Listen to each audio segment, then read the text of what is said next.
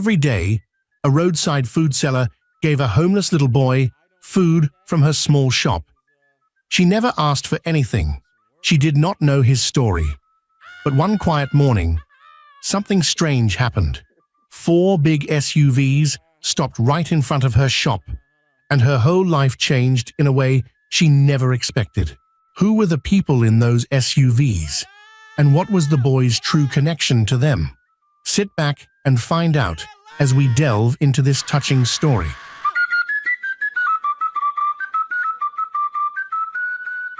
In a quiet corner of Abuja, far from the busy roads and fine houses, a small boy walked alone. His name was Austin. He was only 6 years old, but life had already made him feel like an adult. Every morning, before the sun rose fully, he stepped out of the unfinished building where he lived with his mother. He would whisper to himself, "I must find food today. Mummy needs to eat." Austin's mother, Vivian, lay weak inside a small, rough room they made for themselves in an unfinished building. She was fighting kidney disease, and some days she couldn't even lift her head.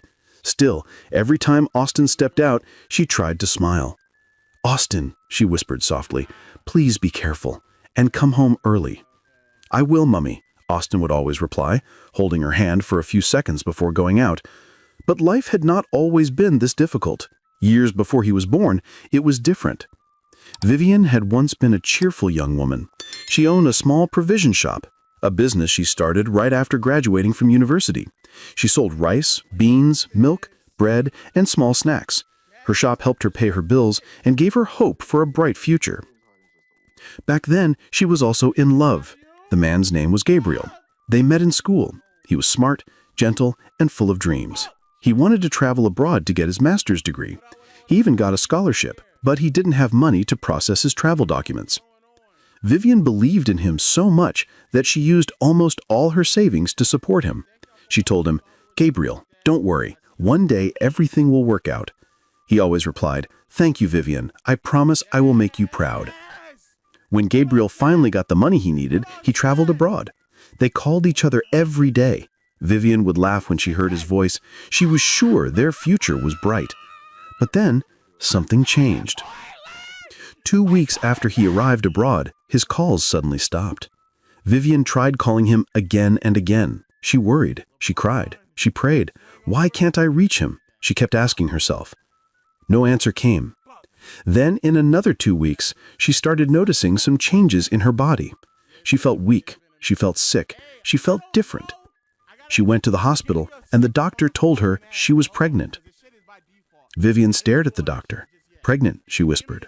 How will I take care of this child alone?" But she made her choice. She kept the pregnancy. And months later, she gave birth to a boy. She named him Austin. As Austin grew, he became a bright, happy child. When he started kindergarten, Vivian worked hard to pay his school fees and bought him small toys whenever she could.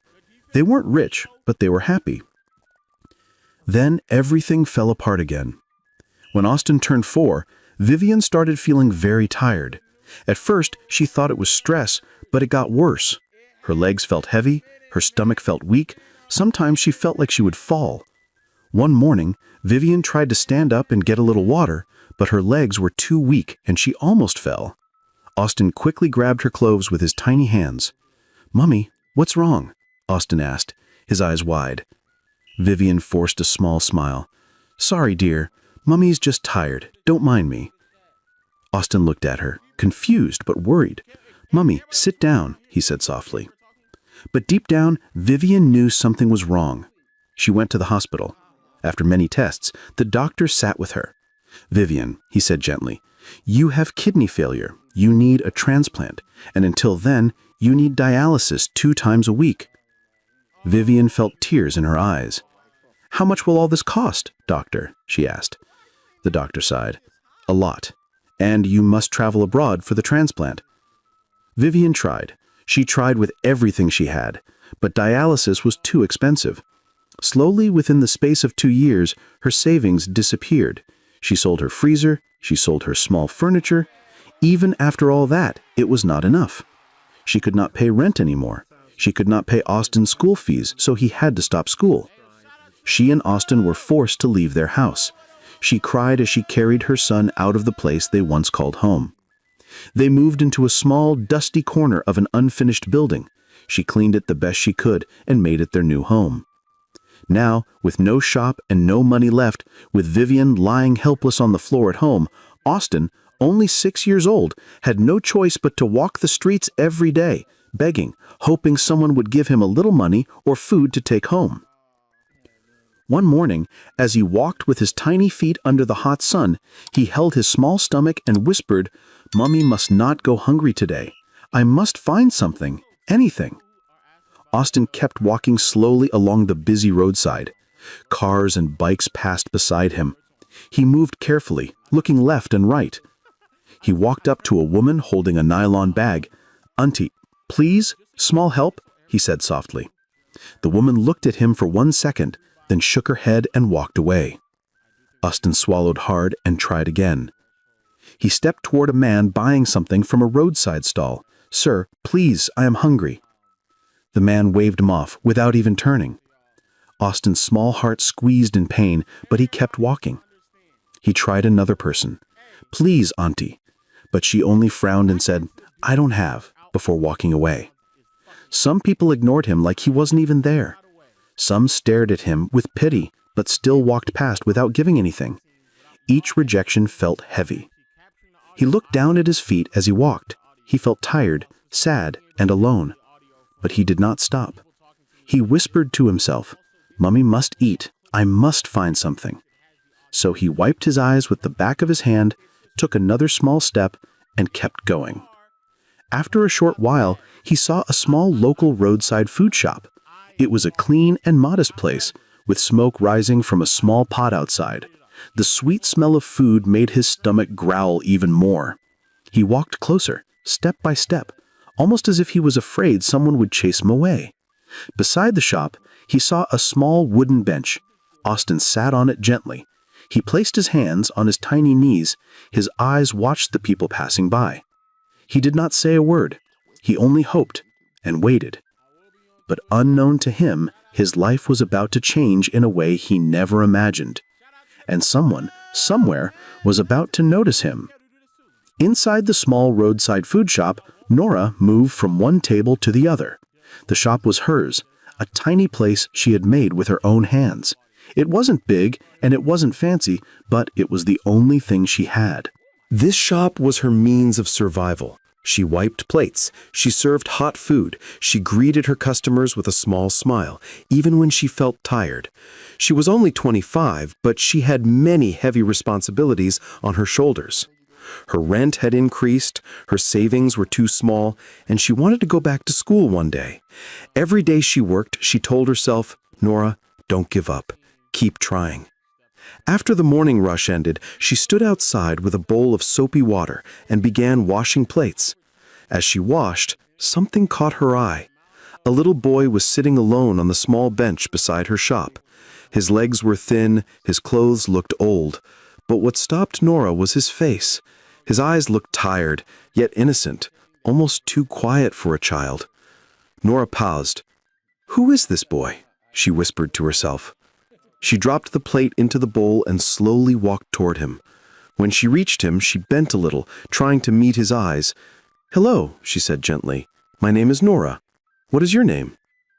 The boy looked up slowly. "Austin," he said in a soft voice. Nora gave a small smile. "Austin, why are you sitting here alone? Are you waiting for someone?" Austin looked down at his small hands. He rubbed his fingers together. Then he said quietly, I'm hungry." Nora's eyes softened the moment she heard those words. She looked at the boy with pity. Something about him felt deeper than hunger. It felt like he was hiding a painful truth, but she could see he was truly starving. Without asking more questions, she stood up quickly and walked inside her shop. "Let me get him something to eat," she whispered to herself. She scooped some warm food into a plate and brought it outside. "Here, Austin," she said gently. "Eat first." Austin's face brightened a little. "Thank you, Auntie," he said, his voice full of gratitude. But instead of eating, Austin lifted his head and asked softly, "Auntie, please, do you have nylon or small pack?" Nora paused. His request surprised her. "Why?" she asked. Austin held the plate close to his chest and said quietly, "I want to take it home." Nora's heart tightened again. She did not understand anything yet, but she knew the boy was telling the truth. She brushed off her shock and went inside to get a food pack. She returned, repacked the food for him, and tied it gently. "Here you go," she said. "Hold it well." Austin took the nylon carefully, almost as if he was holding something precious. "Thank you, Auntie. Thank you," he said again. Then, without warning, he turned and ran off with a sudden urgency on his face. Nora watched him from the doorway, confused. Why is he in such a hurry? She wondered. What is this boy hiding?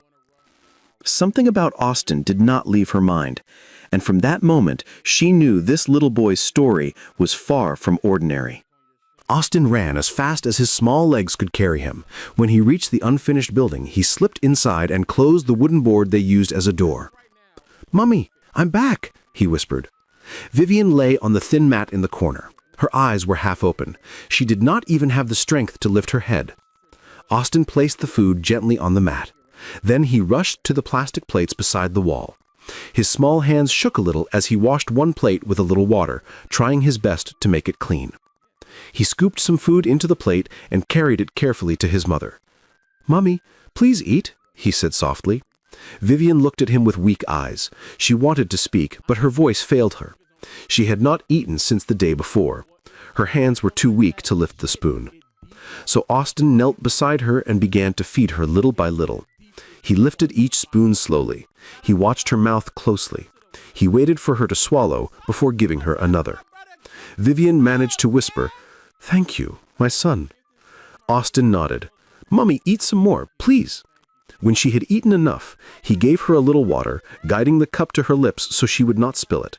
Then he took a tiny cloth and wiped her mouth gently, the same way she used to wipe his when he was younger. After taking care of her, he served his own food. He did not sit on the mat. Instead, he went to the other side of the small room and sat on the bare floor. He ate slowly, his eyes fixed on the open window. He missed school. He missed learning. He missed running with other children. But ever since his mother fell sick, there was no money for school fees. He had to stop going. He had to grow up too fast. Later in the evening, Vivian's strength returned a little. She turned her head toward him. "Austin," she said softly, "where did you get the food?" Austin sat beside her and held the nylon gently. "Mummy, I saw a small food shop by the road. I sat on the bench there because I was tired." One auntie came out. Her name is Auntie Nora. She saw me and asked my name. I told her I was hungry, and she went inside and brought food for me. Vivian blinked slowly. "Nora," she whispered, "you don't know her before?" "No, Mummy, I don't know her. She just helped me. She gave me food, and I told her I want to take it home, so she packed it for me." Vivian's eyes filled with tears. "God bless her," she whispered. "May God lift her up. May she never suffer. May she never lack." Austin looked at her quietly. Her tears made his small heart squeeze in pain. He crawled close and wrapped his arms around her. Vivian held her weakly. "Mummy," Austin whispered, "don't cry. I am here." They held each other like that, mother and son, in the quiet room, until their eyes closed slowly, and together they fell asleep. Later that evening, Nora walked into her small room after a long and stressful day at the shop.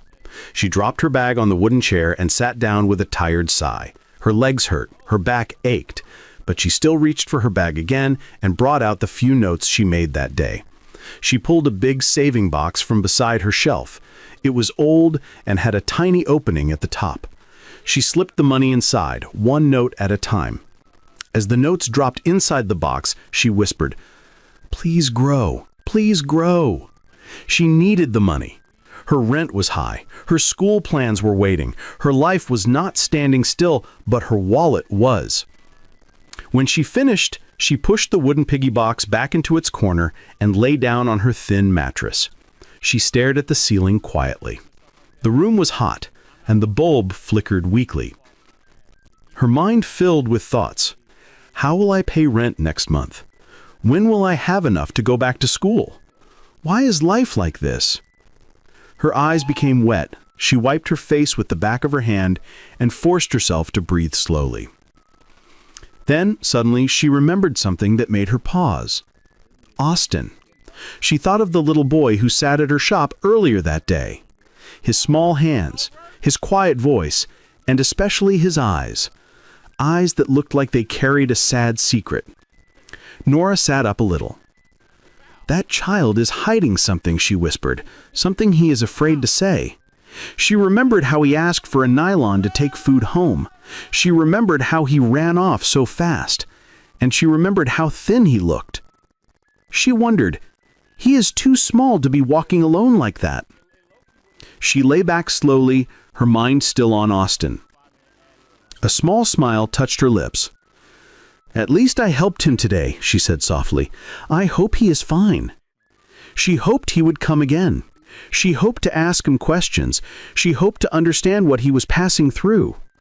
As these thoughts filled her heart, her eyes became heavy. Nora turned to one side, hugged her pillow, and let sleep pull her in. Early the next morning, Austin stepped out of the unfinished building again. His clothes were the same, his stomach was empty. His eyes looked tired, but he still whispered to himself, "I must find food for me and Mommy." He began walking by the roadside, moving from one person to another. "Please, Auntie, help me with some money," he said to a woman carrying a handbag. She looked at him from head to toe and frowned. "Go away," she snapped, waving her hand. Austin moved to a man beside a parked car. "Sir, please help me with food." The man did not even look at him. He opened his car door and drove off. Austin walked to another man. "Please, Uncle, I am hungry." "I don't have," the man said sharply. Some people ignored him. Some chased him away. Some looked at him with disgust, as if he was dirt. A few stared at him with pity, but still walked past without giving anything. Austin felt used to it, but that did not stop the pain. His tiny feet were hot. His throat felt dry. His heart felt heavy. But he kept going. He had to get something for his mother. He could not return empty-handed. Meanwhile, back at the roadside food shop, Nora was busy serving customers. She moved from table to table, carrying plates. But every few minutes her eyes went to the road. Is he coming today? She wondered. Where is that little boy? She tried to focus on her work, but her mind kept wandering. I hope he is safe. The day grew longer. The sun moved higher. Customers came and left. Still, no sign of Austin. As evening approached, Austin walked slowly along the dusty road. He had been out all day, and he had gotten nothing, not even a tiny coin. His heart felt weak. His legs felt heavy. He wanted to cry, but no tears came out. He whispered to himself, "Mummy will be waiting, and I have nothing." He stopped walking for a moment. Then something flashed in his mind. Nora, the kind woman from yesterday, the one who gave him food without shouting or chasing him away. Austin looked up at the sky, as if thinking deeply. Should I go there again? He whispered. He was not sure. He did not want to trouble her. He did not know if she would help him again. But he had no choice. He turned his small body towards Nora's shop. Step by step, weak but hopeful, he began to walk in her direction. And with each tiny step, he prayed quietly, "Please let her be there. Please." He did not know it, but Nora had been waiting for him too. Austin dragged his tired body along the road, taking slow, weak steps. His stomach was empty. His eyes were dull. When he reached the small roadside food shop, he tried to act normal. He pretended he was just walking past, looking around as if he came for nothing. He stood near the corner, hoping she would notice him. Nora was wiping a table when her eyes caught a small shadow moving outside. She looked up, and there he was. "Austin?" she called out gently. Austin turned slowly and walked toward her. His heart felt warm just hearing her voice. "Good evening, Auntie," he said with a tiny smile. Nora bent a little so she could see his face clearly. "Austin, I did not see you since morning. Where did you go?" she asked. Austin shifted on his feet. He looked down at his fingers. I was walking around," he said quietly. "I was begging to see if someone will help me. I wanted to get something for me and for my mother." Nora's face softened. "Your mummy," she repeated. "Is she okay?" Austin shook his head slowly. "No, Auntie, she is not. She cannot walk well. She is always tired. She is very sick." Nora's heart tightened. "What kind of sickness?" she asked gently. Austin swallowed hard. "She cannot stand for long. She lies down every day. The doctor said she needs treatment." He paused, then added softly, "We don't have money for anything." Nora felt a deep pain in her herd. She placed her hand on his small shoulder. "Austin, listen to me," she said. "You don't need to walk around like this every day. Come here, every day. I will keep food for you." Austin looked up quickly, surprised. "Every day?" he asked. "Yes," Nora said firmly, "every single day. I don't have much, but I will not let you and your mummy starve." Austin's eyes softened. "Thank you, Auntie. Thank you." "Wait here," Nora said. She walked into her shop and scooped some rice into 2 nylon bags, one for Austin and one for his mother. When she returned, she bent down and handed him the food. "Hold it well," she said. Austin held the nylons tightly. "Thank you," he whispered again. Nora looked at him closely. His face was too thin. His lips looked dry. She realized he had not eaten anything all day. "You cannot go home like this," she said. "Sit down." Austin blinked. "But, Auntie?" "No," she interrupted softly. "Sit. You need food now." She went inside again and came out with her own plate, the food she had planned to eat for dinner. She placed it in front of him. "Eat," she said gently. "You are just a child. Your body needs strength." Austin looked at her with wide eyes, then he sat slowly and began to eat. He took small bites, as if he didn't want the food to finish. Nora watched him silently, her heart breaking for him. As he ate, she whispered in her mind, "What kind of life is this little boy living?" And for the first time, she understood something. Austin didn't just need food, he needed someone who cared. And without knowing it, Nora was becoming that person.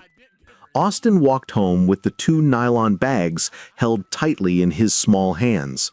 The road was quiet. His legs were tired, but his heart felt light because he had something good to bring back to his mother. When he reached the small room, he pushed the board door open gently. "Mummy, I'm back," he said. Vivian lifted her head slowly. "Austin, welcome," she whispered. Austin nodded quickly and placed the 2 nylon bags beside her. "Mummy, look, Auntie Nora helped me again. She said I can come every day." Vivian blinked in surprise. "Auntie who?" "Auntie Nora," Austin said. "The woman at the food shop. She gave me food again, Mummy. She said I should not walk around begging. She said I should come to her every day." Vivian's eyes filled with tears. "Come close, my son," she said. Austin moved near her, and she held his tiny hand. "May God bless that woman," Vivian prayed softly. "May her life be full of light. She has helped us, even though she does not know us." Austin smiled and sat beside her. "We will eat this tonight," Vivian said, pointing at one of the nylons. "The other one we will keep for tomorrow morning." They both ate quietly, grateful for every bite. After eating, Vivian leaned back on her mat, still weak but comforted. "Austin," she said softly, "this woman, this Nora, she must be a kind person." Austin nodded. "She is, Mummy. She talks to me nice. She looks at me like she cares." Vivian smiled sadly. "You deserve care, my son." On the other side of the city, at that same time, Nora sat on her bed. The room was dark, except for one small bulb. She hugged her pillow and stared at the ceiling. She thought about Austin again. His thin hands, his quiet voice, his tired eyes. She felt something heavy in her heart. "How can a child carry so much pain?" she whispered. She remembered the way he ate the food she gave him. She remembered how he spoke about his mother. She remembered how he tried to hide his sadness. Nora sighed deeply. "I wish I could do more," she said. "I wish I could help them better." Slowly, she realized she was no longer thinking about her rent, or her school fees, or her savings. All her worries faded into the background. Tonight, her heart worried only about Austin, and she had no idea that the small kindness she showed was about to lead her into a story she never planned for. 3 weeks passed quietly, and in those 3 weeks, Austin came to Nora's shop almost every day. Each morning, he walked in with his small smile, and each day, Nora gave him food just as she promised. Sometimes it was rice, sometimes it was beans, sometimes it was whatever she had for the day, but she always made sure he never left empty-handed. As days went by, Nora began talking to him more. She asked him small questions. "Austin, how was your night? Did your mummy eat well? Are you feeling fine today?" And Austin answered her with honesty, because she made him feel safe. Soon, he started helping in the shop. When Nora tried to wash a pile of plates, Austin would walk closer and say, "Auntie, let me help." Nora always shook her head. "No, Austin, you are just a child. Go and sit." But Austin would insist. "Auntie, I want to help you. You help me too." Before she knew it, he would already be washing one plate after the other with his small hands. Nora always smiled and said, "You are stubborn, you know." And Austin would giggle quietly. Slowly, Nora became more than a helper to Austin. She became someone he trusted, someone he could talk to, someone who made him feel seen. Every evening when he got home, he sat beside his mother and told her everything. "Mummy, today Auntie Nora gave me jollof rice. Mummy, I washed her plates today. Mummy, Auntie Nora is kind." Vivian listened with soft eyes. "God bless that woman," she always said. "She is a gift to us." One afternoon, as Nora handed Austin another food pack, she bent down and asked, "Austin, can I meet your mummy one day? I want to see her. I want to know how she's doing." Austin blinked in surprise. "You want to come to my house?" "Yes," Nora said with a warm smile. "Only if she agrees. I want to visit her." That evening, Austin ran home quickly. "Mummy, Auntie Nora wants to see you. She wants to come to our house." Vivian was shocked at first. "Me?" she asked. "Why?" "She wants to know how you're doing. She wants to see you." Vivian smiled slowly. "Tell her she can come. I would love to meet the woman feeding my child." Austin nodded happily. 2 days later, Nora closed her shop earlier than usual. She wore a simple dress, packed a little extra food in a small nylon bag, and waited for Austin to finish sweeping the small corner he liked to sweep. "Ready?" she asked. "Yes, Auntie," he replied, holding her hand. They walked together through the dusty road. Nora's heart beat fast. She did not know what to expect. When they reached the unfinished building, Nora stepped inside gently. The room was dim and small. Vivian lay on a thin mat, her face tired but warm. "Good evening, ma'am," she said softly as she walked in. Vivian smiled weakly. "You must be the Nora my son talks about." "Yes, ma'am," she replied with a humble bow. "I brought a little food. I hope it helps." Vivian's eyes filled with tears. Thank you for taking care of us." Nora sat beside her, holding her hand. "He is a good boy, and I will keep helping him. You are not alone." For the first time in a long time, Vivian felt hope wash over her, and Nora felt something deeper pulling her toward this family. 2 weeks later, far away from the country, a handsome man sat quietly inside his luxurious private jet with a glass of wine in his hand.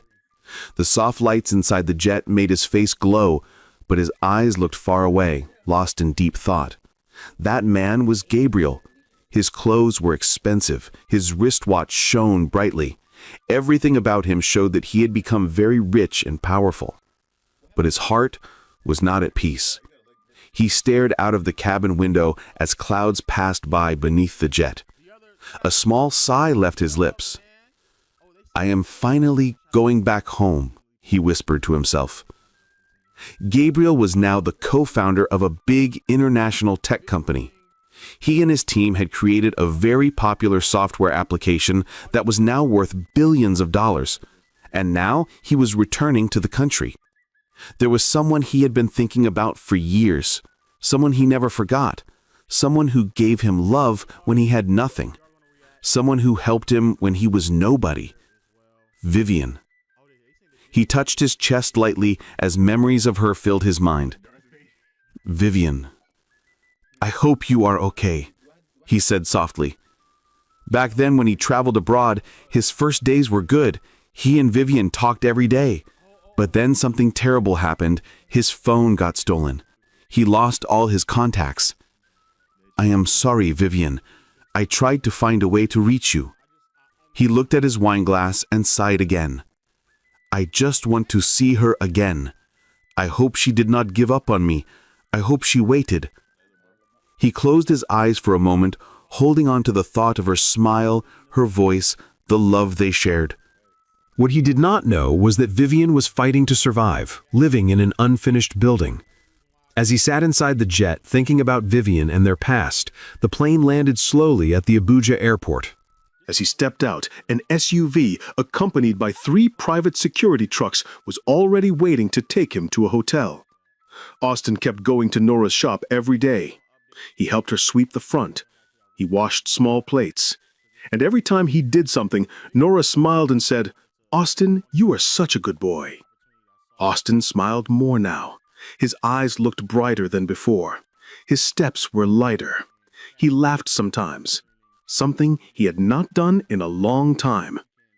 At home, Vivian noticed the change. Her weak face softened each time he walked in. "Mommy, today Auntie Nora taught me a new song. Mommy, she said I am brave. Mommy, she told me a story."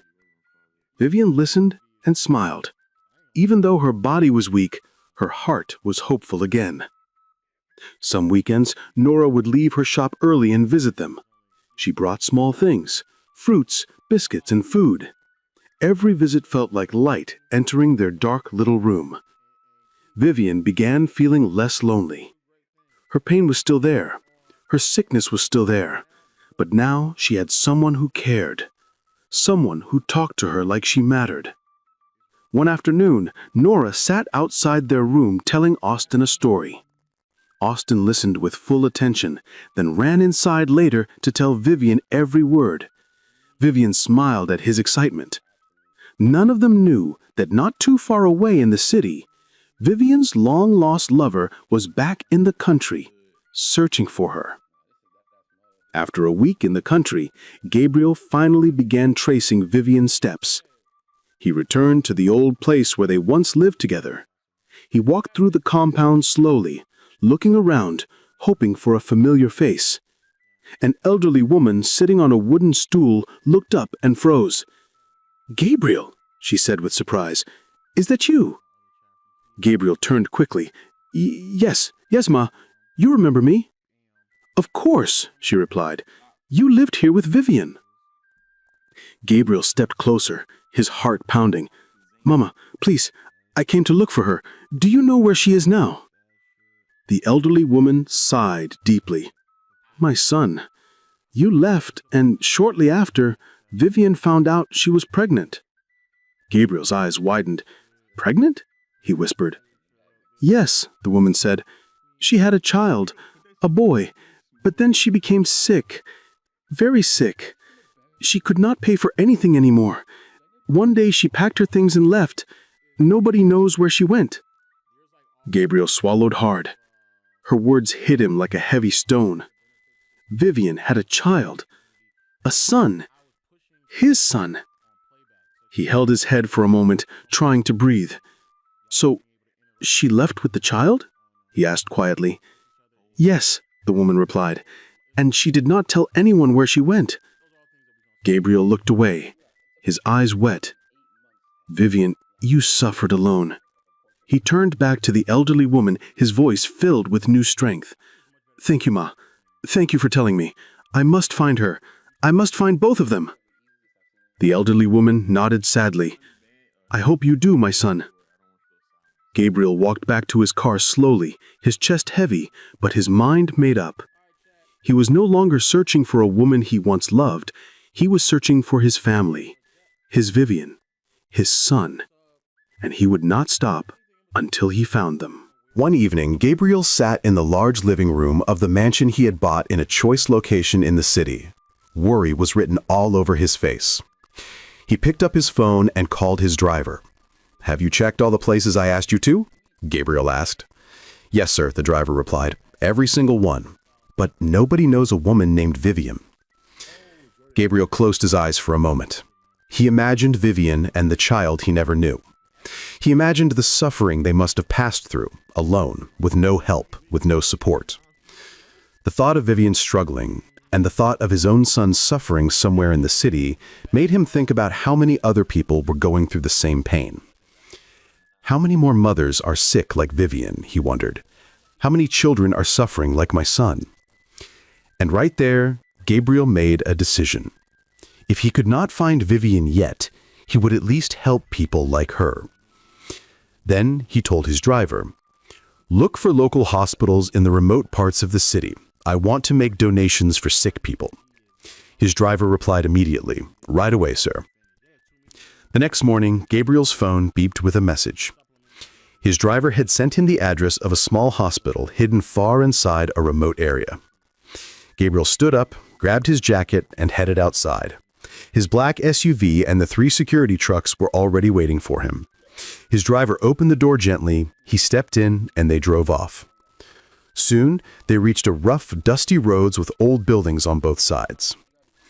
Gabriel looked outside the window and sighed. "This place is far," he whispered. "People here must be suffering." Suddenly, his stomach made a small sound. He realized he was hungry. But they were too deep inside the remote area. No beautiful restaurant in sight. He was running out of options. Then he saw it. A small but neat local roadside food shop. Smoke was rising from the pot outside. A wooden bench sat by the entrance. It was simple, but it looked clean. "Stop here," Gabriel said. All 4 vehicles halted in front of the small shop. His driver came down quickly and opened the door for him. He stepped in, but before he could walk in, something caught his eye. A small boy. Thin, quiet, focused. He was washing plates beside the shop with his tiny hands. The soap water splashed on his shorts, but he didn't mind. He washed each plate with care. Gabriel watched him closely. His careful way of washing the plate, the slow, serious look on his face, it took Gabriel back to his own childhood. This made him smile and also made him curious about the boy. He slowly walked toward him. "What is your name, young boy?" Gabriel asked gently. The child looked up. "Austin," he replied. Gabriel nodded slowly. "Austin, nice name." Before Gabriel could say anything else, a young woman walked toward them. It was Nora. "Good afternoon, sir," Nora said politely. "Welcome. What would you like to buy?" Gabriel looked at her for a moment, then looked back at Austin. Something about the boy pulled his attention. His eyes were bright, but his face was too serious for a child. And yet, he kept washing plates with so much focus. Gabriel felt a sudden curiosity rise inside his chest. "Madam, may I ask why this boy is not in school? Today is Monday, and it is almost afternoon already." Nora paused. Her smile faded a little as she glanced at Austin with sad eyes. "He is not in school because things are hard for him. His mother is very sick. She cannot work. They cannot afford school fees." Gabriel looked back at Austin again, and something inside him shifted. A slow, deep compassion filled his heart. His original plan flashed in his mind. He came to donate to the sick. Maybe this was where he needed to start. "Can I see your mother?" Gabriel asked softly. Nora stepped forward a little, her eyes narrowing with caution. "Sir, why do you want to see her? I need to know. I cannot just let anyone follow this boy home. I must be sure your reason is safe." Gabriel nodded gently, understanding her worry. "I respect that. I am not here to harm anyone. I came to this area because I am planning to donate to sick people in the local hospitals. I want to help families who are suffering. When you told me Austin's mother is very sick, I thought maybe I could help her too." Nora looked at him again, this time with a softer expression. "Okay," she said slowly. "If your reason is to help, then you can come with us. His house is not far." Gabriel signaled to his driver. Nora quickly locked her shop, then held Austin's hand as they entered one of the vehicles, and they all drove. They drove through narrow paths. Finally, they reached a small, broken building. "This is where we stay," Austin said. Gabriel's chest tightened. He took a slow step inside the building, and when he entered the small room, he froze. His mouth opened slightly, his hands fell by his sides, his heart stopped for a moment. Lying on a thin mat, weak, very tired, struggling to breathe, was the woman he had been searching for all these years. The woman he loved, Vivian. Gabriel stared at her in shock, unable to move. Nothing in the world could have prepared him for this moment. Gabriel stood in the small room, frozen. His eyes widened, his lips trembled. "Vivian! Vivian!" he whispered. Vivian opened her weak eyes slowly. At first, she could not see clearly, but when her eyes focused, she froze too. "Gabriel?" she whispered, her voice shaking. It felt like the whole world stopped. Before anyone could say another word, Gabriel rushed forward. "Guards," he shouted, "carry her carefully. Take her to the nearest hospital now. She must get treatment immediately." His security guards moved quickly and lifted Vivian gently. Austin stood at one corner, shocked and confused. He held Nora's hand tightly. "Auntie, are we going with them?" he whispered, his voice shaking. "Yes, Austin," Nora said softly. "We are going with your mummy." They both followed the guards outside, and one of the vehicles was opened for them. Nora climbed in with Austin, holding him close as the door closed. The convoy of Gabriels moved fast, heading straight to the hospital. With Gabriel in one car, the guards carrying Vivian in another, and Nora and little Austin in the third, praying silently that Vivian would survive. At the hospital, doctors rushed Vivian into the emergency ward. They ran tests. They checked her breathing. They checked her blood. They checked how badly the sickness had affected her. After some hours, the doctor walked out to meet Gabriel. "Sir," he said, "she is very sick, but there is still hope. She needs a kidney transplant as fast as possible. If not, her condition will get worse." Gabriel did not waste a second. He turned to the doctor. "Start the process," he said firmly. "Book the surgery abroad. Use the best hospital. I will handle everything." He picked up his phone and began making urgent calls. His voice was firm. His heart was shaking. He was ready to move mountains for Vivian. While all this was happening, he also remembered Alston and Nora. He turned to one of his guards. "Take the boy and the young lady to my house. Make sure they are comfortable." Nora was stunned. "Sir, why? Why do you care this much? How do you know Austin's mother?" Gabriel only replied, "You will understand later. For now, please take care of Austin." Nora looked at Austin's worried face and agreed. "Okay, sir. I will stay with him." She squeezed Austin's hand gently as the guard led them to the SUV.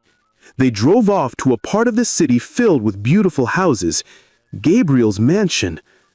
Austin stared out the window in surprise. "Auntie, are we going to live here?" he asked. "For now," Nora said with a small smile, "you are safe." Within 3 days, everything moved fast. Gabriel arranged every document needed. He cleared medical bills, and Vivian was flown abroad for the surgery. Gabriel offered to donate his kidney. The operation took hours. Doctors worked carefully, and finally, the operation was successful. But Vivian had to stay in the hospital for a few days to recover. Days later, when Vivian had gathered a little more strength, she heard slow footsteps entering her ward. The room was quiet. She opened her eyes gently, and then she saw him. Gabriel. He stood beside her bed, moving carefully because he was still recovering from donating his kidney. His face looked a bit tired, but his eyes were soft and full of care. He pulled a chair closer and sat down slowly beside her. "Vivian," he said, his voice filled with emotion. "You are safe now." Vivian blinked, confused. What happened? Gabriel, why did we lose contact? Where did you go? I wanted to tell you that time. I wanted to tell you I was pregnant. Austin is your child. I wanted you to know." Gabriel leaned closer and held her hand gently. "Vivian," he said softly, I know now." Vivian's weak eyes widened a little. You know?" Gabriel nodded slowly. "Yes. When I came back to country, I went to the old compound where we used to live. An elderly woman there, she remembered me. She told me everything. She said shortly after I left, you found out you were pregnant. She said life became hard for you. She said you became sick and had to move away." Vivian's eyes filled with tears. Gabriel continued, his voice shaking with emotion. "When I heard that, when I heard you had a child, my child, it pushed me even more. I told myself I must find you no matter what. That is why I searched everywhere. That is why I did not stop." Vivian covered her mouth with her weak hand as tears slipped down her cheeks. "Vivian," he said softly, "you are my heart. And now that I know Austin is my son..." He paused, holding her hand tighter. "I will never let both of you suffer again." Vivian let out a slow breath, half pain, half relief, as tears rolled down her face.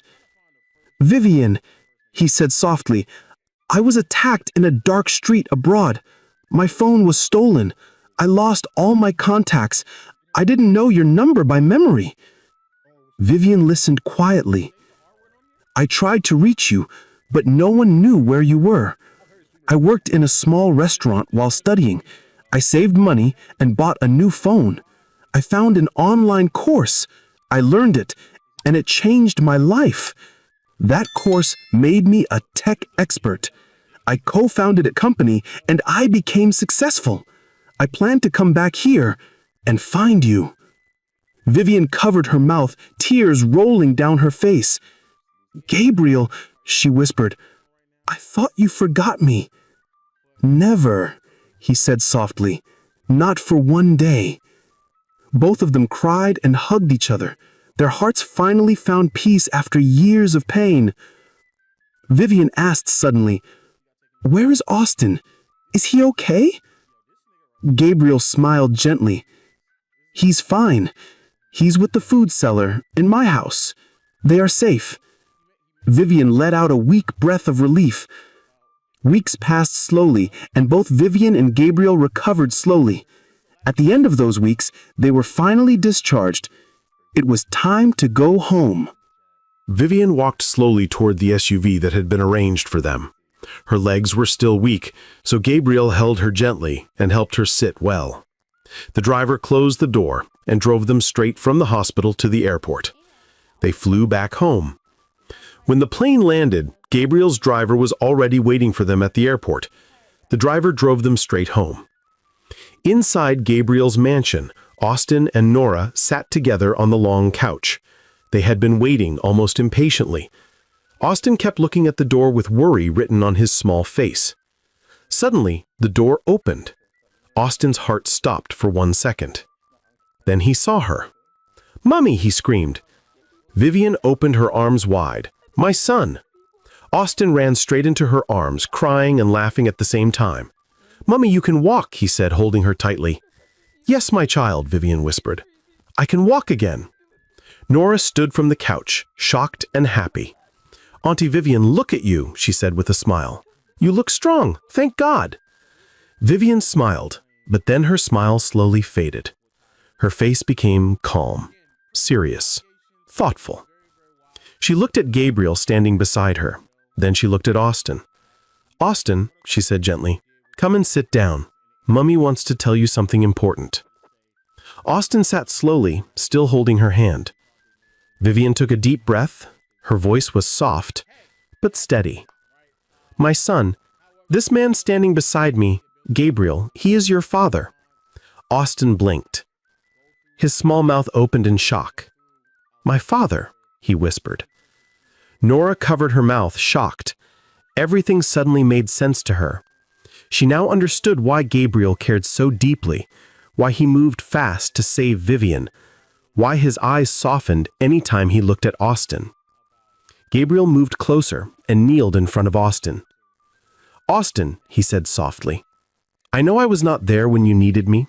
I know I was not there when you were born, but I promise you, from today, I will always be here. I will never leave again." Austin did not know how to react. His eyes were full. His hands shook a little. He only nodded slowly with a small, shy smile. "Okay," he whispered. Gabriel hugged him gently. Vivian turned to Nora. "Nora, thank you for helping my son. Thank you for feeding him. Thank you for seeing him and caring for him when I could not stand. You made him feel loved." Nora's eyes filled with tears. "Auntie Vivian, I only did what was right," she said. Gabriel nodded. "Nora, you helped my family before I even found them. For that, I am grateful." He paused for a moment, then asked kindly, "Nora, would you like to grow your food business?" Nora smiled shyly. "Yes, sir, but I want to finish school first. I have been saving for it slowly." Gabriel nodded again. "Nora, where do you stay?" "I stay alone, in a small one-room place," she replied. Gabriel nodded slowly. "Tomorrow," he said, "I will get you an apartment, a good one, a safe one." Nora's eyes widened. "An apartment? For me?" she whispered. "Yes," Gabriel said. "You deserve a better life." The next day, Gabriel drove Nora to a beautiful building in a fine part of the city. He handed her a small bunch of keys. "That apartment is yours," he said. "You will live here." Nora stared at the keys in disbelief. "Thank you, sir. I don't even know how to say thank you." Gabriel smiled and shook his head. "You don't need to. You helped my son. This is the least I can do." Gabriel also began planning Nora's future. He knew running a food business and schooling together would be too much, so he arranged workers who would work directly under her name. Days later, Gabriel asked them all to enter his SUV. No convoy this time, just one car. They drove into a big complex. Nora stepped out first. Her eyes widened as she saw a big new restaurant with a bright signboard, Nora's Kitchen. She covered her mouth in shock. "That is my name," she whispered. "Yes," Gabriel said, "this is your restaurant. I got this place for you. Workers will run it while you are in school." Nora's tears fell slowly. "Is this real?" she asked with a shaking voice. "It is," Gabriel said. Then he handed her an envelope. Nora opened it slowly. Her hands shook. Her eyes widened. "It is my admission letter," she whispered. "I got into school." "Yes," Gabriel said warmly, "your future is waiting." Weeks passed. Vivian became stronger day by day. Nora began preparing for her studies. The restaurant opened fully. Their lives became bright again, little by little. One quiet evening during dinner, Gabriel cleared his throat. "Vivian," he said gently. She looked up at him. Gabriel stood from his chair, went down to one knee, and held her hand. "Let's make everything official," he said softly. "Vivian, will you marry me?" Vivian covered her mouth, tears filling her eyes. "Yes," she whispered. "Yes, Gabriel." Austin jumped with joy. Gabriel hugged Vivian tight. The next 2 months, they had a beautiful wedding. Vivian's life was restored. Austin's dreams returned. Nora's future opened wide, and Gabriel finally had the family he lost for years. A few days later, Gabriel began preparing their travel documents. He wanted Vivian and Austin to move abroad with him so they could live together as a happy family. 1 week later, everything was ready. They packed their bags, said warm goodbyes to Nora, and traveled abroad to start a new life filled with peace and hope. Nora stayed behind, but her life was no longer the same. She continued her education, lived in her new apartment, and her restaurant business grew stronger every day. She never forgot the lesson that changed everything. One act of kindness can open doors that no one ever expected, and it can change a life forever. In the end, this story reminds us of something very important. One small act of kindness can change a whole life. One moment of love can save a broken heart, and one helping hand can lift a family from pain to joy. Nora did not know that giving food to a hungry boy would open the door to miracles. Kindness never dies. It always finds its way back. Maybe not today, maybe not tomorrow, but it always returns with blessings. My dear viewers, what do you think about this touching story? Please share your thoughts in the comment section. I would love to read from you. And guess what? In a few days, I will upload another very interesting story. So make sure you subscribe to my channel and turn on your notification bell so you will be notified immediately the story drops. If you enjoyed this story, please hit the like button and share it with your friends. Thank you so much for watching.